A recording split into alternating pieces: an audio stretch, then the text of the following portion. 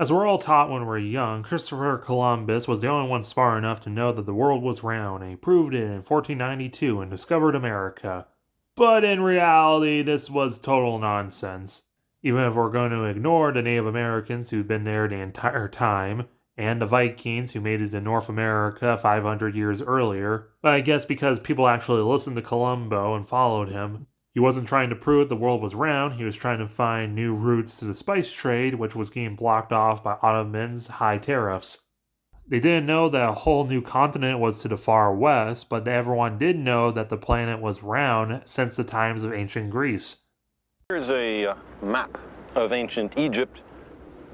I've inserted two sticks, or obelisks, one up here in Alexandria and one down here in Syene.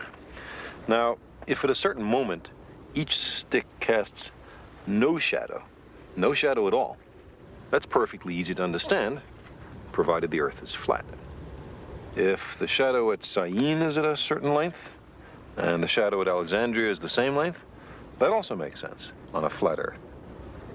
But how could it be, Eratosthenes asked, that at the same instant there was no shadow at Syene and a very substantial shadow at Alexandria? The only answer was that the surface of the Earth is curved. And thanks to poorly educated people and people trying to be different, now we have flat Earth conspirators. In a cartoon that sugarcoats Columbus's adventures by a German company. Magic Voyage begins with Mickey Rooney telling us the false tale of the flat Earth. Then we meet the main character. Not Columbus, but Pico the Woodworm. His name even comes first in the German title, The Adventures of Pico and Columbus. He's played by Corey Feldman in the American dub. I used to be a bookworm. I sat up on the shelf. Whoops, wrong way. Let's try again. I used to be a bookworm. I sat up on the shelf. He gets attacked by a bird and he drills out its nose.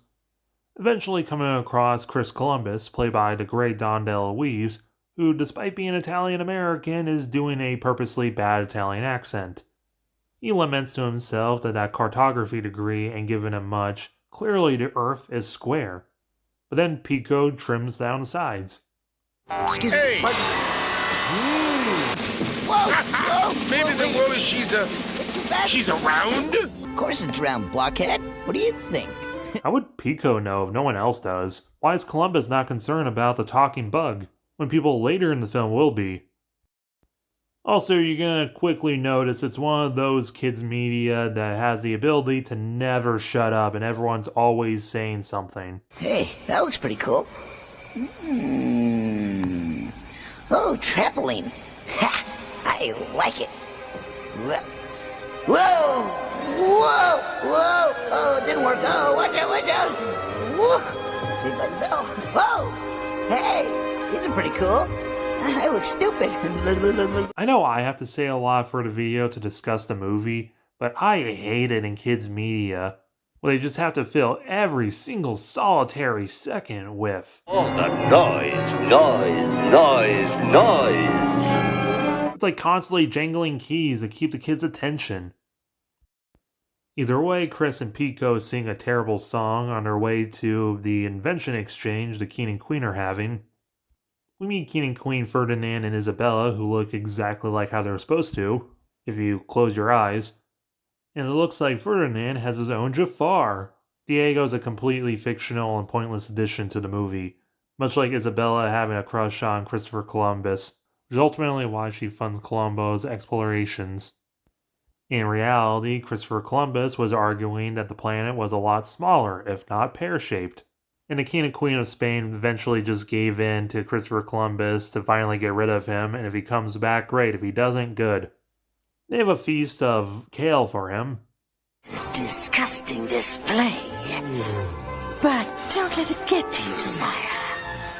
He had his ships, yes, but we know he's not coming back. You would think that choppy animation leads to Christopher Columbus only having so many ships, or they were sabotaged with lack of supplies. In reality, it doesn't really go anywhere.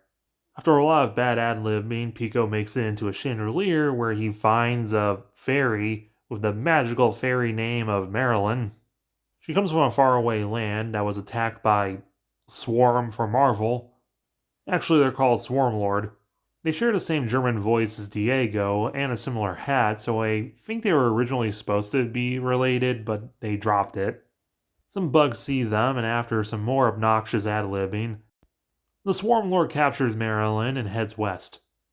So we have a fantasy story going on at the same time as the fantasy recreation of the Christopher Columbus story. The next day, Pico slept in and almost missed cast-off. Along the run, he gets confronted by 3 mice.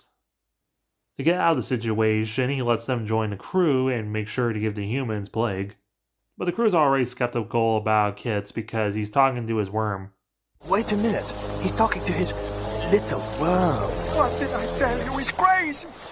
Now, he's kissing the little worm. Kristen has a pink elephant's dream, which is the last time we see the royal family.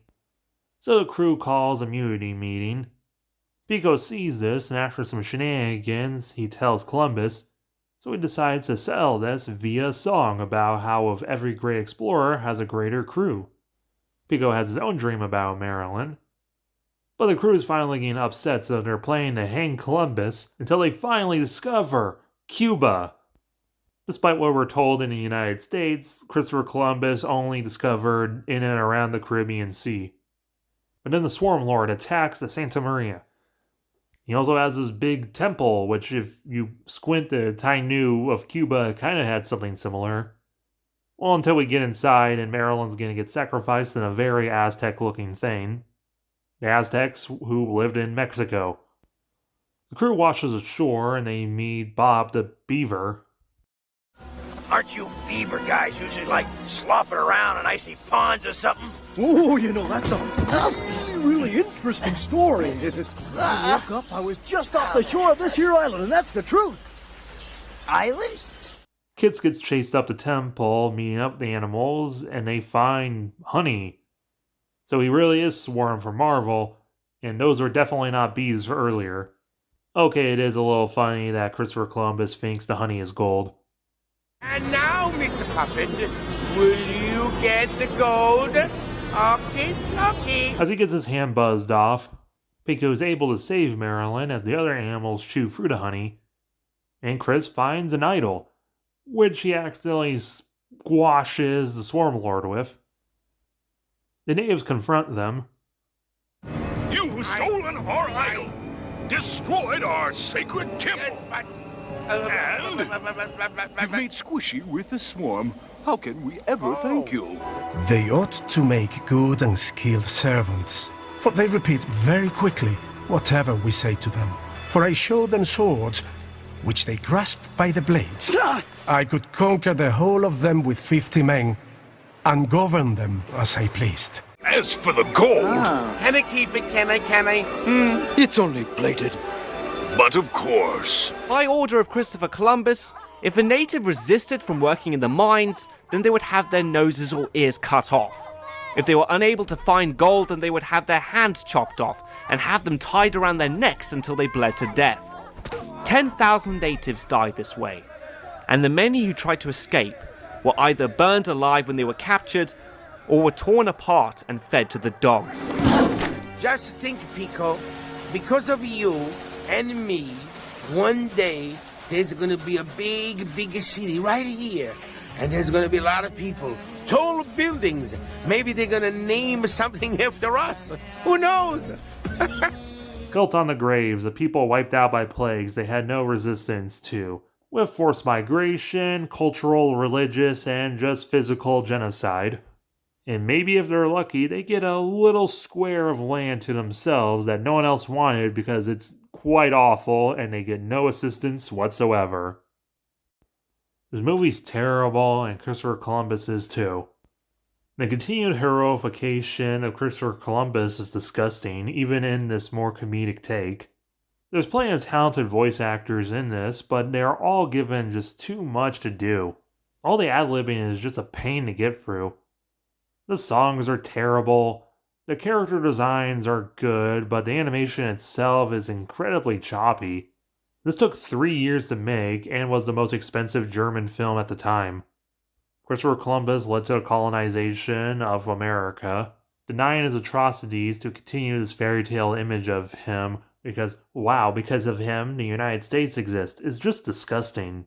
I'm giving this film 1 out of 10. I don't like being this negative on my channel, but that's for everyone who says I give too many films 7 and 8 out of 10. Make sure to hit the like button and subscribe for more of my nonsense.